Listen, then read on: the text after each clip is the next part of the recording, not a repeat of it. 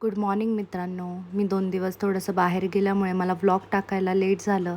प्रिव्हियसचेच मी vlog share करते आहे तुमच्यासोबत. नाश्त्यासाठी मी मसाला ओट्स बनवले होते आणि शिवायला तूप गूळ पोळीची प्युरी बनवली होती. शिवायला झोपवल्यानंतर पटकन कॉफी घेतली, कारण मला इतका सारा पसारा आवरून काल आणलेलं सगळं सामान मला लावायचं होतं. सगळं सामान लावून घेतलं आणि श्रीशा स्कूलमध्ये आज संगीत खुर्ची खेळत होती. त्यांच्या स्कूलमध्ये अशा खूप छान छान ॲक्टिव्हिटीज घेतात. जेवणात सालीच्या डाळीचं वरण केलं होतं, दही खाल्लं आणि आज आमच्याकडे गार्गी दिदी आली होती, सो तिच्याच हाताने आम्हाला जेवण जेवायचं होतं. गार्गी दिदीसोबत शिवायने खूप छान एन्जॉय केलं. गार्गी दिदी घरी गेल्यानंतर श्रीशा खूप जास्त नाराज झाली होती. तिला समजावून अभ्यासाला बसवलं. संध्याकाळच्या जेवणात मी ही गावाकडून आणलेल्या शेवग्याची रस्सा भाजी बनवली होती.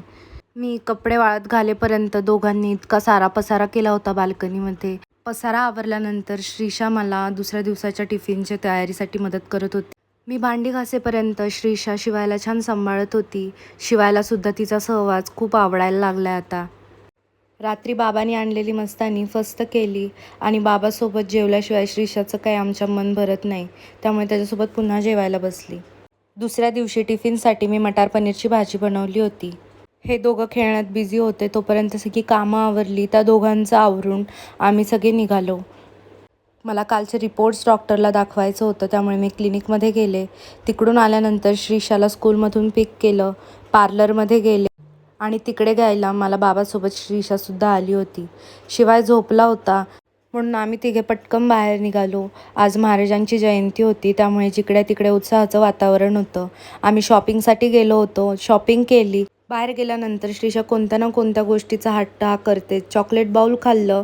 घरी जाताना वाटेत जिकडे तिकडे गाणी वाजत होती आणि श्रीशा गाडीवर अशी नाचत होती.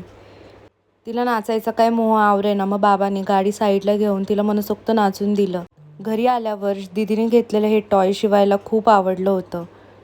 आमच्या समोरचा दादू गावी गेलाय, तो दार उघडेल या आशेने शिवाय कंटिन्यू त्यांचं लॉक वाजवत होता. उद्या ट्रिपला जायचं म्हणून माझी सगळी तयारी सुरू होती. रात्रीचा 1 वाजला तरी माझी कामं संपली नव्हती. तर असा होता ब्लॉगचा 37वा दिवस. आता भेटूया पुढच्या ब्लॉगमध्ये. तोपर्यंत बाय.